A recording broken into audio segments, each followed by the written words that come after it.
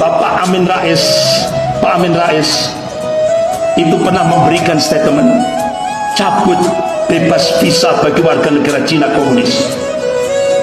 Jadi Pak Amin Rais, mantan ketua MPR, minta kepada Presiden Jokowi untuk mencabut bebas visa bagi warga negara Cina komunis, karena itu sangat membahayakan bagi negara kita. Kenapa? Karena Cina itu punya konsep Lebensraum, artinya dia ekspansi untuk mencakup Indonesia, artinya mencengkeram Indonesia, mengambil Indonesia secara bertahap. Itu strategi Lebensraum yang dikabarkan oleh Pak Amin Rais. Nah, Bapak-bapak, ternyata benar. Ternyata ada sebuah data Partai Komunis Cina melakukan kongres di Beijing tahun 1986. Apa isinya? Ternyata hasilnya ada 3 hambatan Cina untuk melakukan penetrasi ke Indonesia. Hambatan yang pertama, regulasi dan doktrin anti komunis, yaitu TAP MPRS nomor 25 tahun 66, Undang-Undang nomor 27 tahun 1999. Tapi ternyata sekarang sudah dijebol dengan apa? Rancangan undang-undang HIP. Sudah jebol, Pak, oleh pengkhianat-pengkhianat bangsa yang sudah duduk di DPR MPR. Oleh karena itu Profesor Salim Said, guru besar ilmu politik dan militer di Universitas Indonesia, beliau dosennya Angkatan Darat, beliau menyampaikan dalam video, beliau sudah meninggalkan, beliau dalam video klipnya, video pendeknya, kader-kader komunis di Indonesia ini sudah banyak yang jadi bupati, wali kota, gubernur, staf menteri. Bahkan kader-kader komunis ada 200 lebih itu duduk di DPR RI. Bahkan tokoh Gerwani itu jadi ketua Komisi 9 DPR RI. Bahkan sampai Profesor Salim Said menyatakan sekarang kader-kader komunis itu sudah melakukan balas dendam terhadap umat Islam dan ulamanya dengan menggunakan kekuasaan. Sudah terjadi? Sudah. Nah, akhirnya hambatan pertama dijebol dengan rancangan undang-undang HIP. Apa bahayanya, Pak?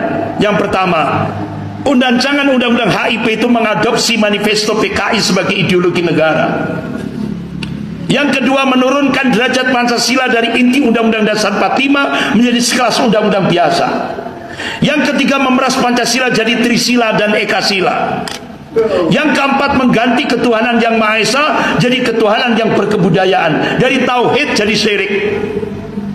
Yang kelima, mengkelangkan Pancasila dalam tafsir tunggal rezim rasa PKI. Nah, Bapak-bapak, Ibu yang dimuliakan Allah, ini jejak rekam jejaknya Neo PKI menuju rancangan undang-undang HIP. Pasca Mei 98 mereka sudah bergerak.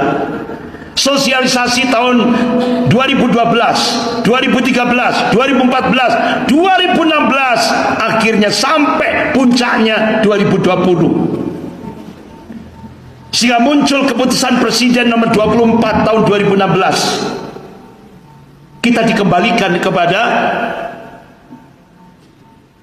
Pancasila 1 Juni. Itu kan Pancasila DN Aidit.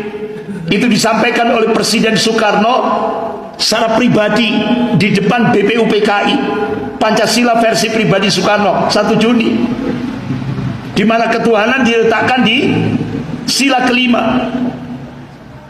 Jadi kita dikembalikan kepada Pancasila PKI. Akhirnya muncul peraturan Presiden nomor 7 tahun 2018 tentang HIP diganti dengan BPIP. Casingnya saja yang dirubah, HIP jadi BPIP.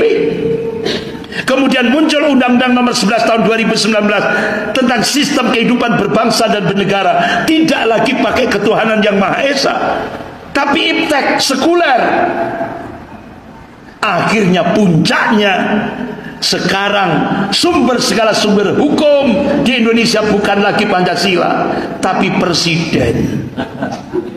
Selesai sudah, Pak. Wassalam. Sehingga banyak yang tanya, kenapa DPR? Kenapa yudikatif, legislatif, yudikatif kok mandul? Iya, karena sekarang sudah berubah sumber, segala sumber hukum. Nah, ini pernah tidak ditayangkan di koran? Pernah tidak diinfokan di koran, di media? Tidak pernah. Ini dirahasiakan, sehingga legislatif mandul, yudikatif mandul, sehingga Mahkamah Konstitusi berubah jadi Mahkamah Kakak, Mahkamah Agung berubah jadi Mahkamah Adik. Sudah kerusakan tatanan hidup berbangsa dan bernegara.